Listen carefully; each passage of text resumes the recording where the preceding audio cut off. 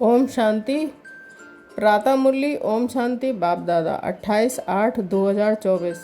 मीठे बच्चे, तुम जितना बाप को याद करेंगे उतना आत्मा में लाइट आएगी, ज्ञानवान आत्मा चमकीली बन जाती है। प्रश्न है, माया किन बच्चों को जरा भी तंग नहीं कर सकती है? उत्तर, जो पक्के योगी हैं, जिन्होंने योग बल से अपनी सर्व कर्मेंद्रियों को शीतल बनाया है, जो योग में ही रहने की मेहनत करते हैं, उन्हें माया जरा भी तंग नहीं कर सकती। जब तुम पक्के योगी बन जाएंगे तब लायक बनेंगे। लायक बनने के लिए प्योरिटी फर्स्ट है। ओम शांति। मीठे मीठे बच्चों को बाप बैठ समझाते हैं, अज्ञान के कारण तुम्हारी आत्मा डल हो गई है। हीरे में चमक होती है ना, पत्थर में चमक नहीं होती। इसलिए कहा जाता है पत्थर मिसल डल हो गई है, फिर जागती है तो कहाँ जाता है। ये जैसे पारस मणि है, अब अज्ञान के कारण आत्मा की ज्योति डिम हो गई है। काली नहीं होती है, नाम ये रखा हुआ है आत्मा। सबकी एक जैसी होती है, शरीरों की बनावट अनेक प्रकार की होती है। आत्मा तो एक ही है। अब तुम समझते हो कि हम आत्मा हैं, बाप के बच्चे हैं। ये सारा ज्ञान था, वह फिर धीरे धीरे निकल गया। निकलता निकलता आखिर कुछ नहीं रहता तो कहेंगे अज्ञान। तुम भी अज्ञानी थे, अब ज्ञान के सागर से ज्ञानी बनते जाते हो। आत्मा तो बहुत सूक्ष्म है, इन आँखों से देखने में नहीं आती।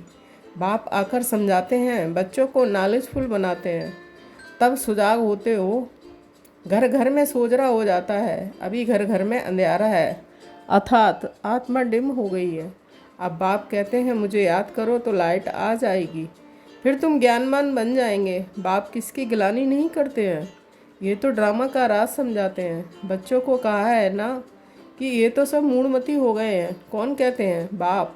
बच्चे, तुम्हारी कितनी सुंदर बुद्धि बनी थी श्रीमत पर, अभी तुम फील करते हो ना, तुम्हें ज्ञान मिला है। ज्ञान को पढ़ाई कहा जाता है, बाप की पढ़ाई से हमारी ज्योति जग गई है।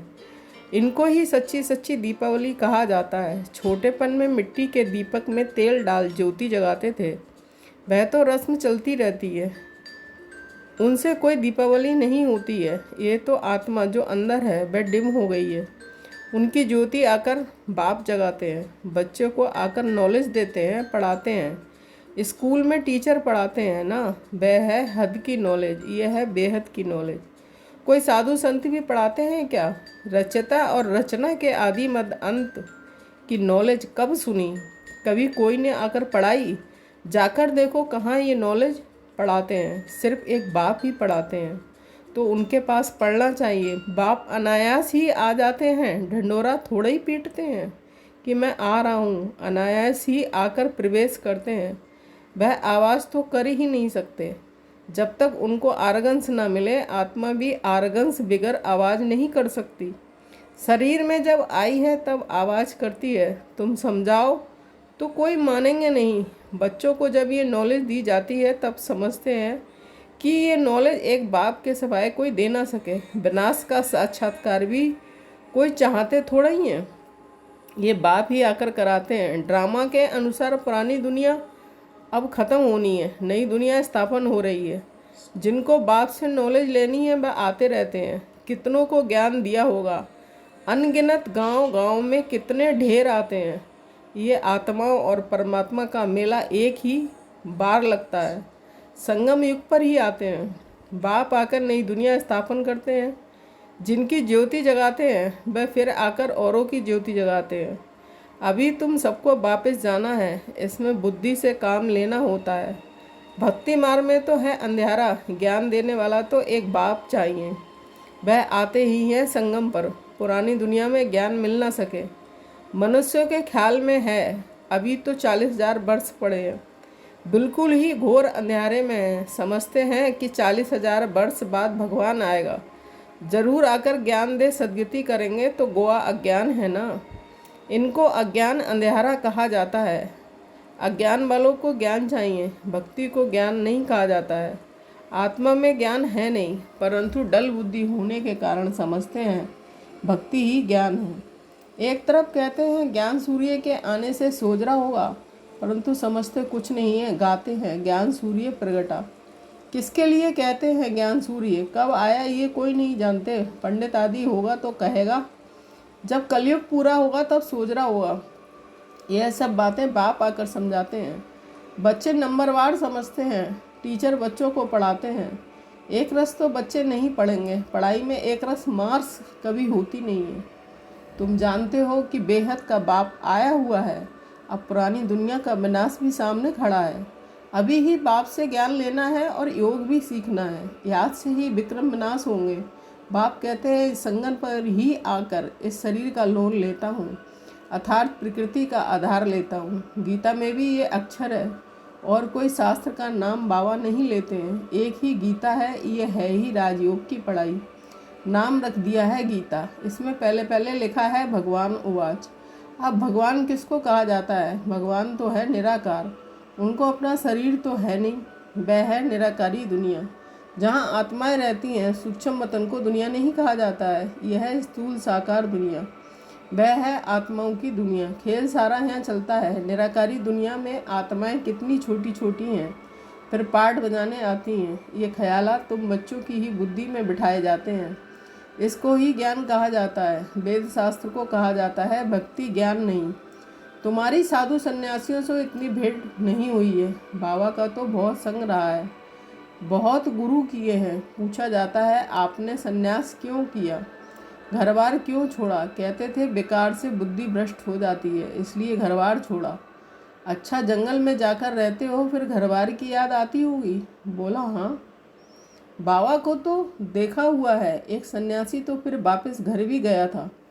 ये भी शास्त्रों में है। मनुष्य वानप्रस्थ अवस्था में तब जाते हैं जब आयु बड़ी हो जाती है। छोटी आयु में तो वानप्रस्थ ले ना सकें।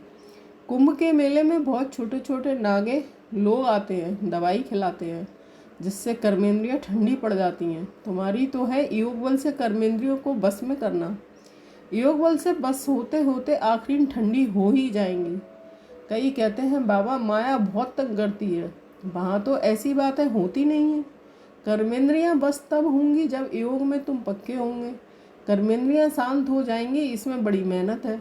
वहाँ ऐसे छींची काम होते नहीं हैं। बाप आए हैं ऐसे स्वर्ग धाम में ले जाने, तुमको लायक बना रहे हैं। माया तुमको नालायक बनाती है। अर्थात स्वर्ग व जीवन मुक्ति धाम में चलने लायक नहीं तो बाप बैठ लायक बनाते हैं। उसके लिए प्योरिटी है फर्स्ट। गाते भी हैं, बाबा हम पतित बन पड़े हैं, हमको आकर पावन बनाओ। पावन माना पवित्र गायन भी है। अमृत छोड़ विष काय को खाए, उनका नाम विष भी है। जो आदि मद अंत दुख देता है, ये भी ड्रामा में नूद है। बाप कितना बार आए हैं, तुम बच्चों से आकर मिले हैं। उन्हें कनिष्ठ से उत्तम पुरुष बनाया जाता है। आत्मा पवित्र होती है तो आयु भी बड़ी होती है, हेल्थ वेल्थ और हैप्पीनेस सब मिल जाती है। ये भी तुम बोर्ड पर लिख सकते हो, health wealth happiness for 21 generation 1 second. बाप से ये वर्षा मिलता है 21 जन्मों के लिए। कई बच्चे बोर्ड लगाने से भी डरते हैं। बोर्ड तो सबके घर पर ही रहता ही है।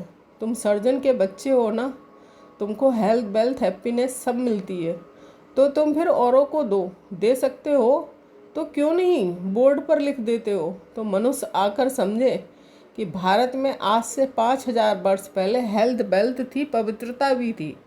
बेहद के बाप का वर्षा 1 सेकंड में तुम्हारे पास बहुत आएंगे। तुम बैठ समझाओ, यही भारत सोने की चिड़िया थी, इन्हों का राज था, फिर ये कहाँ गए? 84 जन्म पहले ये लेंगे, ये नंबर 1 है ना, यही फिर लास्ट में आते हैं। बाप कहते हैं अब तुम्हारा 84 का चक्कर पूरा हुआ है, फिर शुरू होना है। बेहद का बाप ही आकर ये पद प्राप्त कराते हैं। सिर्फ कहते हैं कि तुम मुझे याद करो तो पावन बन जाएंगे। 84 जन्मों को जानकर बाप से वर्षा लेना है, परंतु पढ़ाई तो चाहिए ना। तुमको कहा जाता है सुदर्शन चक्रधारी, नया तो कोई समझ ना सके। तुम जानते हो स्वयं आत्मा को कहा जाता है। हम आत्मा जो पवित्र थी शुरू से लेकर 84 का चक्र लगाया। वह भी बाप बताते हैं कि तुमने पहले पहले शिव की भक्ति शुरू की, तुम तो आप व्यभिचारी भक्त थे, बाप के सिवाय कोई समझा ना सके। बाप कहते हैं मीठे मीठे बच्चों, तुमने पहले पहले ये जन्म लिया। कोई साहूकार होगा ना तो कहेंगे ना कि आगे जन्म में इसने ऐसा कर्म किया। कोई रोगी होगा तो कहेंगे पिछले कर्म का हिसाब किताब है। अच्छा, इन लक्ष्मी नारायण ने कौन से कर्म किए, ये बाप बैठ समझाते हैं। इनके 84 जन्म पूरे हुए, फिर फर्स्ट नंबर में आना है। भगवान संगम युग पर ही आकर राजयोग सिखलाते हैं। अभी तुम समझ रहे हो कि बाबा हमें राजयोग सिखला रहे हैं, फिर भी तुम भूल जाएंगे। कर्म अकर्म और विकर्म की गति भी बाप ने समझाई है। रावण राज्य में तुम्हारे कर्म विकर्म हो जाते हैं, वहाँ कर्म अकर्म होते हैं। वहाँ रावण राज्य ही नहीं है, विकार होता नहीं है, वहाँ है ही योग बल। जबकि योग बल से तुम विश्व के मालिक बनते हो, तो जरूर पवित्र दुनिया भी चाहिए। पुरानी दुनिया को अपवित्र, नई दुनिया को पवित्र दुनिया कहा जाता है। वह है बाइसलेस वर्ल्ड, ये है विशेष वर्ल्ड। बाप ही आकर वैशालय को शिवालय बनाते हैं। सतयुग है शिवालय, शिव बाबा आकर तुमको सतयुग के लिए लायक बना रहे हैं। लक्ष्मी नारायण के मंदिर में जाकर तुम पूछ सकते हो कि आपको मालूम है इन्होंने ये पद कैसे पाया, विश्व के मालिक कैसे बने। बाप कहते हैं तुम नहीं जानते हो, हम जानते हैं। तुम बाप के बच्चे ही कह सकते हो कि हम आपको बता सकते हैं। इन्होंने ये पद कैसे पाया, इन्होंने ही पूरे 84 जन्म लिए, फिर पुरुषोत्तम संगम युग पर आकर बाप ने राजयोग सिखलाया और राजाई दी है। उसके पहले नंबर 1 पतित थे, फिर नंबर 1 पावन बने। सारी राजधानी है ना तुम्हारे चित्रों में, अब क्लियर है इनको राजयोग किसने सिखलाया। ऊंचते ऊंच है ही परमात्मा, देवताएं तो सिखला ना सके, भगवान ही सिखलाते हैं। जिसको नॉलेजफुल कहा जाता है, बाप टीचर सदगुरु भी कहा जाता है। ये सब बातें वही समझ सकते हैं जिसने शुरू से शिव की भक्ति की होगी। मंदिर बनाने वालों से तुम पूछो कि आपने ये मंदिर बनाया है, उन्होंने ये पद कैसे पाया, इन्हों का राज कब था, फिर ये कहाँ गए, अब ये कहाँ हैं। तुम 84 की कहानी बताओ तो बहुत खुश हो जाएंगे। चित्र पॉकेट में पड़ा हो, तुम किसको भी समझा सकते हो। शुरू से जिसने शिव की भक्ति की होगी बस सुनते रहेंगे, खुश होते रहेंगे। तुम समझ जाएंगे कि ये हमारे कुल का है। दिन प्रतिदिन बाबा बहुत सहज युक्तियाँ बतलाते हैं। तुमको अब समझ मिली है, परमपिता परमात्मा ही सर्व का सद्गति दाता है। 21 जन्मों के लिए सतयुगी बादशाही मिल जाती है। 21 जन्मों का वर्षा इस पढ़ाई से ही मिलता है। टॉपिक भी बहुत है। वैशालय और शिवालय किसको कहा जाता है, इस टॉपिक पर हम परमपिता परमात्मा की जीवन कहानी बता सकते हैं। लक्ष्मी नारायण के 84 जन्मों की कहानी, ये भी टॉपिक है। विश्व में शांति कैसे थी, फिर अशांति कैसे हुई, अब फिर शांति कैसे स्थापन हो रही है, ये भी टॉपिक है। अच्छा, मीठे मीठे सिकीलदे बच्चों के प्रति माता पिता बाप दादा का याद प्यार, गुड मॉर्निंग। रूहानी बाप की रूहानी बच्चों को नमस्ते। धारणा के लिए मुख्य सार 1 पॉइंट। अब उत्तम पुरुष बनने के लिए याद के बल से आत्मा को पवित्र बनाना है। कर्मेंद्रियों से कोई भी विक्रम नहीं करना है। 2 पॉइंट, ज्ञानवान बन आत्माओं को सुजाग करने की सेवा करनी है। आत्मारोति ज्योति में ज्ञान योग का घर डालना है। श्रीमत पर बुद्धि को स्वच्छ बनाना है।